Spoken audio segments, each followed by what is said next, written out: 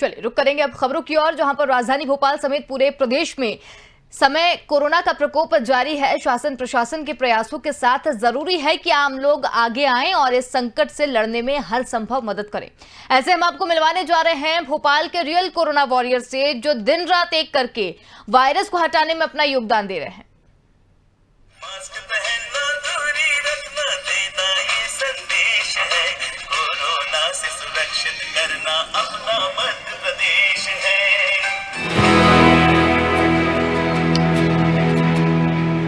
कोविड-19 संक्रमण की रोकथाम के लिए गाइडलाइंस में सैनिटाइजेशन को बेहद महत्वपूर्ण माना गया है।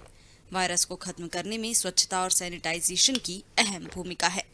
इसलिए शहर के कोरोना वॉरियर विजय अय्यर ने अपने टू व्हीलर को स्वच्छता रथ में कन्वर्ट कर पूरे शहर को सैनिटाइज करने का बीड़ा उठाया है।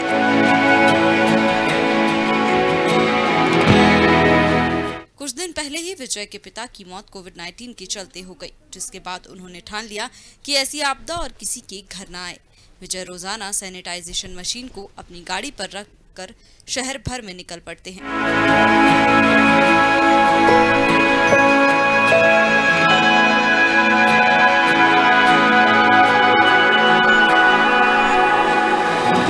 अस्पतालों के साथ शमशान घाट, एटीएम बैंक और लोगों के घरों तक को सैनिटाइज का काम करते हैं। विजय कहते हैं कि इस समय यह राष्ट्र सेवा की बात है और जब तक कोरोना को हरा नहीं देते उनका मिशन जारी रहेगा। विजय अय्यर के स्वच्छता रथ में तिरंगा झंडा लहराता है और साथ ही वे लाउड स्पीकर पर कोविड से बचाव के टिप्स देते हुए सैनिटाइजेशन में जुटे रहते हैं। कोरोना का कहर लगातार जारी है। ऐसे में सरकार अपने द्वारा तो प्रयास कर ही रही है, लेकिन जनता को भी आगे आने की जरूरत है और कुछ उदाहरण आज हमारे सामने भी हैं। आज जिस तरह से आप देख सकते हैं हमारे बीच में विजय अय्यर जी हैं, इनसे बात करेंगे, जानेंगे सर इतना नेक काम आप कर रहे हैं, सैनिटाइज कर रहे हैं, फ्री ऑफ कॉस्ट कर रहे हैं, कहाँ से प्रेरणा मिली और अभी तक कितने लोगों को आप सैनिटाइज कर चुके हैं? यह अभियान चलाने की प्रेरणा मुझे प्रजापिता ब्रह्म कुमारी ईश्वरी विश्वविद्यालय टीला जमालपुरा की संचालिका बीके सीमा दीदी के द्वारा मिली। ठीक है, उन्हीं के मार्गदर्शन में यह अभियान विगत 1 वर्ष से लगातार जारी है। इन 1 वर्षों में हमने भोपाल शहर के 300 कॉलोनियों को 4000 मकानों को सैनिटाइज किया। साथ ही साथ भोपाल शहर के 300 धार्मिक स्थल जिसमें मंदिर, मस्जिद, चर्च, गुरुद्वारा आते, साथ ही साथ आपका कब्रिस्तान, शमशान घाटों को भी सैनिटाइज किया है। जिस प्रकार से पता पड़ा कि मुझे इस कोरोना का दूसरा दौर आया है कि कहीं ना कहीं लोगों में जागरूकता की कमी है, तो मैंने अपने वाहन पे एक जागरूकता रथ तैयार किया है। उस रथ के माध्यम से लोगों को सोशल डिस्टेंस मेंटेन करने, मास्क लगाने, हाथों को सैनिटाइज करने तथा वैक्सीनेशन के बारे में जागरूकता करता हूँ। जागरूकता का आप काम कर रहे हैं, सैनिटाइजेशन का भी काम कर रहे हैं, जो अपने आप में काफ़ी नेक काम है। क्या इसके लिए कुछ चार्ज भी करते हैं आप? नहीं, ये पूरे भोपाल में 1 वर्ष से निःशुल्क चलाया जा रहा है ये अभियान।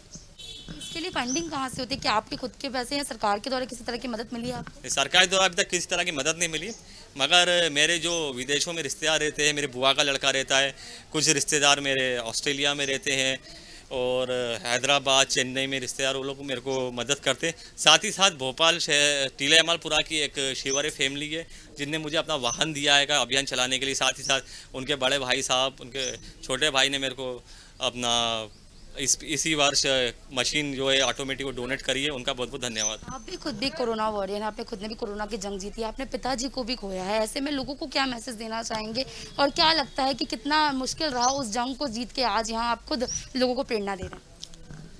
कहीं ना कहीं लोगों को फिजिकल आइसोलेशन, मेंटली आइसोलेशन की ज़रूरत है, मैंने देखा है, क्योंकि लोगों को मृत्यु कोरोना से डर के कारण हो रही है। इसके लिए मैं ऑनलाइन वेबिनार के माध्यम से राज्यों का मेडिटेशन की क्लासें भी लोगों को देता हूं और लोगों को बोलता हूं भाई कोरोना डरने की आवश्यकता नहीं है, आप मेडिटेशन करिए, साथ ही साथ डॉक्टर को बताया कि दवाइयाँ लीजिए, संयम बरतिए, आप बहुत जल्द ही स्वस्थ हो जाएंगे।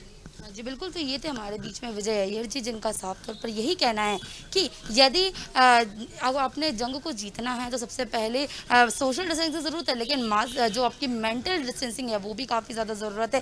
साथ ही साथ जिस तरह से ये आगे आए हैं और इन्होंने कहा जाए एक बड़ा रोल अदा किया है कि किस तरह से समाज के लिए एक उदाहरण पेश हुए हैं कि किस तरह से हमें आज दूसरों की मदद करने की भी ज़रूरत है। तो यही समाज को सीख मिलती है और यही लोगों को सीखना चाहिए और भी लोगों को आगे आके ये सारी चीज़ें करनी चाहिए। इस बात में कोई दो राह नहीं है कि कोरोना से लड़ाई में सबसे अहम भूमिका स्वास्थ्य कर्मचारियों और पैरामेडिकल स्टाफ की है। ऐसे में रमजान का समय है, शहर में कई मुस्लिम डॉक्टर्स, अधिकारी और इमरजेंसी में ड्यूटी कर रहे कर्मचारी मुस्लिम धर्म से आते हैं और दिन रात अपनी सेवाएं दे रहे हैं।